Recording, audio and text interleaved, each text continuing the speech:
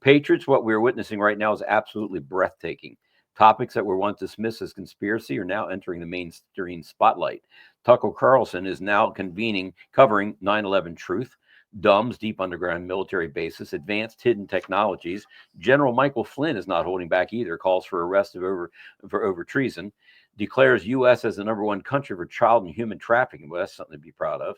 Shares videos on advanced tech that could change the world. We're ready. Robert F. Kennedy Jr. boldly claims HHS, Biden's Health and Human Services, is directly involved in child trafficking. Everyone should be hung as far as that's concerned. Elon Musk is pulling back the curtain, exposes trillions in government corruption and waste. The tide is turning. The truth is no longer hidden. It's being shouted from rooftops. Can you hear it? We were mocked, censored, and banned, but we were right. We are right. And now the world is finally catching up. Hold the line, stay awake. The best is yet to come.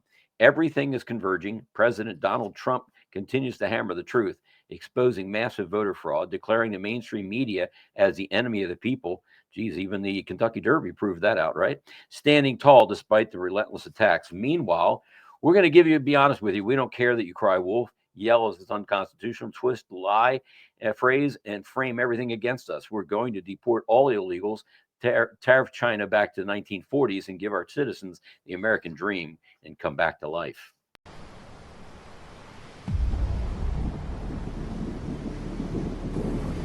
Everyone calls themselves free traders, but they're all pirates. Some extort exorbitant dock fees in their ports. Some demand your blueprints. Some make you wait 6 months just to sell socks. Some take a little off the top when you offload. Others force the people working the docks to pay. Some promote hidden hands to keep other pirates away. And others stab you in the back with secret agreements with other pirates.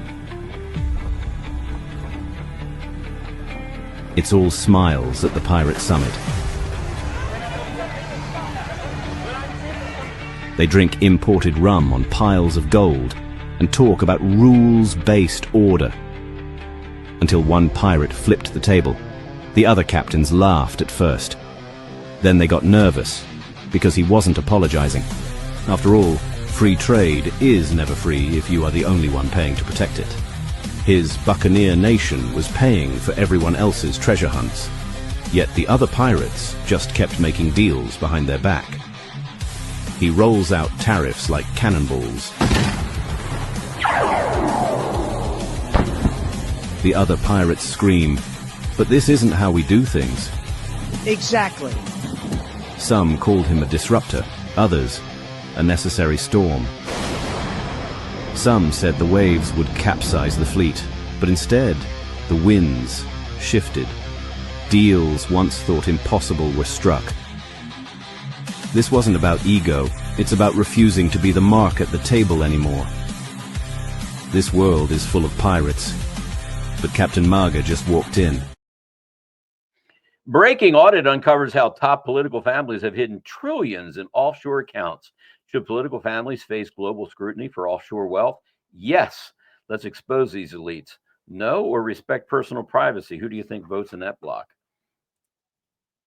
Article 2 of the Constitution states that the executive power shall be vested in a President of the United States of America. In other words, it is the President that defines the executive branch. When you read this language, it says that no court may take over that role. No court may define or limit the scope of the duties of an official of the executive office of the President, the people who work in the executive office. I think that what your amendment does is a violation of separation of powers, and it's a violation of Article 2 of the Constitution. The gentlelady yield? Yes, I will.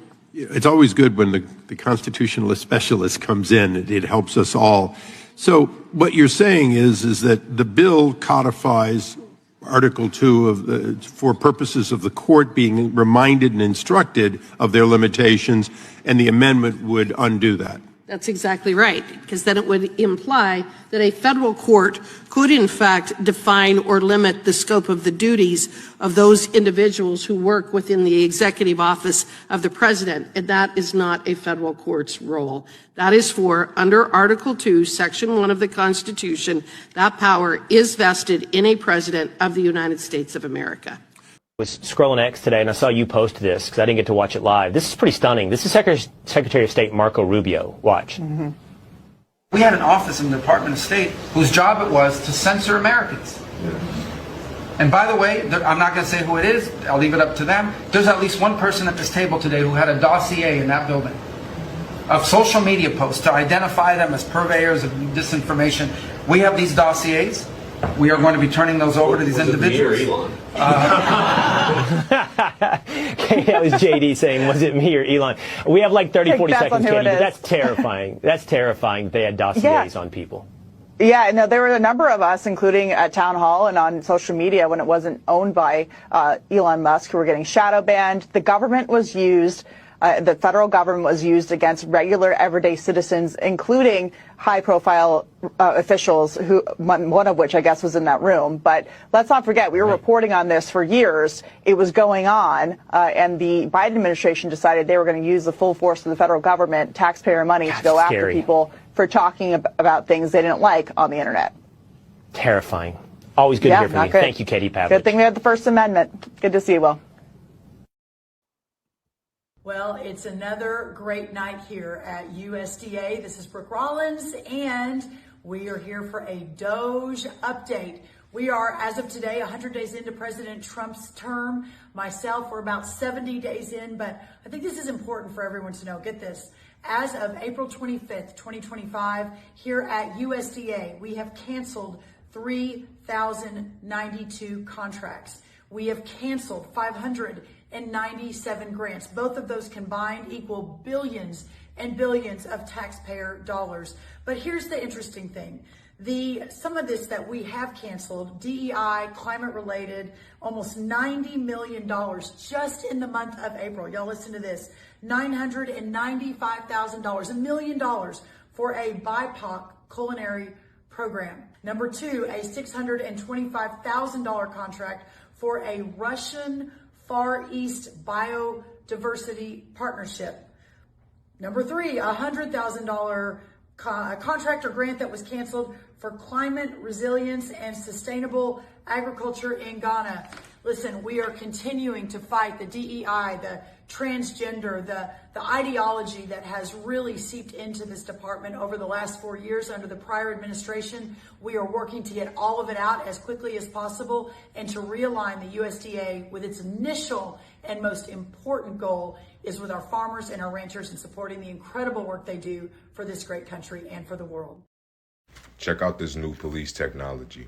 There's a shocking new development in police technology that I'd like to tell you guys about. It's called ODIT. It stands for On-Device Interception Tool. This tool requires the police to get a warrant.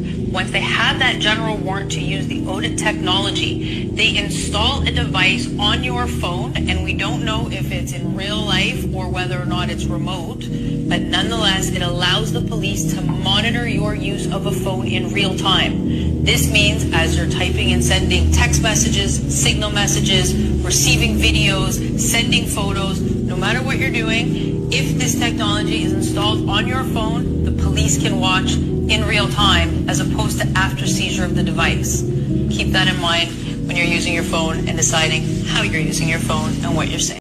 Get your expense accounts in order and you fly to these foreign locations and check into a 5-star luxury hotel. How much work is actually being done? Well, I can tell you how much work was being done by these Democrats who did that, Jesse, and that's none at all. But it amazes me their open contempt for the American people.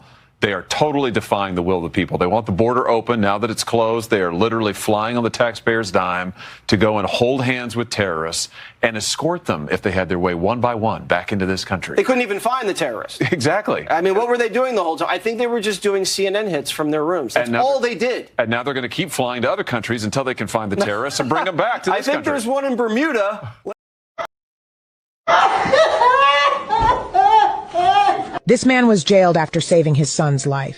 Doctors at a hospital in Texas informed George Pickering that his son was in a state of brain death. They explained that his son showed no brain activity, and the decision had been made to remove life support. Pickering, however, was unconvinced by their assessment and resorted to extreme measures by drawing a firearm. He demanded that the doctors continue their efforts to save his son's life, threatening to use the gun if they refused. This situation escalated into a tense standoff, lasting 3 hours, during which Pickering faced off against the police while the medical team performed additional tests on his son. The hospital was secured under lockdown as police negotiators tried to reason with Pickering, who remained adamant. Miraculously, Pickering's son, who was previously declared brain dead, responded to his father's request to squeeze his hand, indicating cognitive presence. Following this revelation, Pickering peacefully surrendered to the authorities. George Pickering subsequently served a prison sentence of 11 months. Remarkably, his son experienced a complete recovery. Who was invested in all those banks that got bailouts back in 2008? That would be BlackRock and their CEO, Larry Fink. Okay, and who was in charge of who got those bank bailouts from the government back in 2008? Federal Reserve, who worked with BlackRock and their CEO, Larry Fink. And who created the collateralized mortgage obligation in the early 80s at First Boston and then was a huge voice for subprime loans, which inevitably led to the housing crisis of 2008? That would be the CEO of BlackRock, Larry Fink. And when our Treasury Secretary Henry Paulson was given $700 billion of toxic asset relief money, hey, what's going on?